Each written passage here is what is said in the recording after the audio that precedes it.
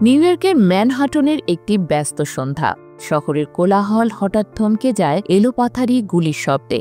আতঙ্কিত মানুষ প্রাণ বাঁচাতে ছুটোছুটি শুরু করেন। ভবনের ভেতরে বন্দুকধারীর দাপট বাড়ছে প্রতি মুহূর্তে। ঠিক এমন সময় সামনে আসেন একজন পুলিশ কর্মকর্তা, বাংলাদেশি বংশোদ্ভূত দিদারুল ইসলাম। নিজের প্রাণের ঝুঁকি নিয়ে তিনি থামান আত্মাইকে, রক্ষা করেন অগণিত প্রাণ। কিন্তু তিনি নিজে ফিরতে পারেননি, ফিরেছেন বীর উপাধিতে অগণিত মানুষের শ্রদ্ধা আর ভালোবাসা নিয়ে।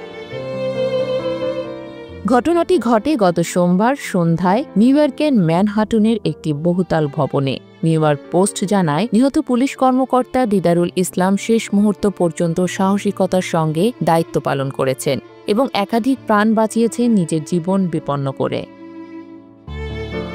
৩৬ বছর বয়সী দিদারুল ইসলাম ছিলেন নিউ ইয়র্ক পুলিশের ব্রঙ্কসের ৪৭ নম্বর প্রিসিংক্টে কর্মকর্তা।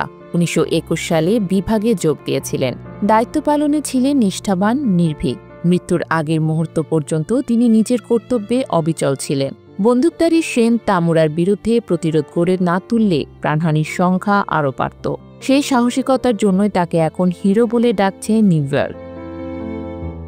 New York city police commissioner Jessica Tisch বলেছেন, দিদারুল আমাদের বিভাগের সেরা দিকটাই তুলে ধরেছেন। নিজের জীবন উৎসর্গ করেছেন শহরের মানুষের জন্য। একই সঙ্গে নিউ ইয়র্ক সিটির মেয়র এরিক অ্যাডামস দিদারুলের উচ্ছ্বসিত প্রশংসা করেছেন। মঙ্গলবার এক সংবাদ সম্মেলনে তিনি বলেন, তিনি ছিলেন একজন সত্যিকারের নিউ ইয়র্কার। সততা, বিশ্বাস আর দায়িত্ববোধ যার জীবনের অংশ ছিল। শহরের প্রতি তার ভালোবাসা ছিল হৃদয় থেকে। সোমবার সন্ধ্যায় দায়িত্ব পালনরত অবস্থায় গুলিবিদ্ধ হয়ে মারা যান দিদারুল। ঘটনাস্থলে আরও ৩ জন প্রাণ হারান। বন্দুকধারী যুবক শেন তামুরাও নিহত হন। পুলিশ জানিয়েছেন, তামুরা মানসিকভাবে অসুস্থ ছিলেন।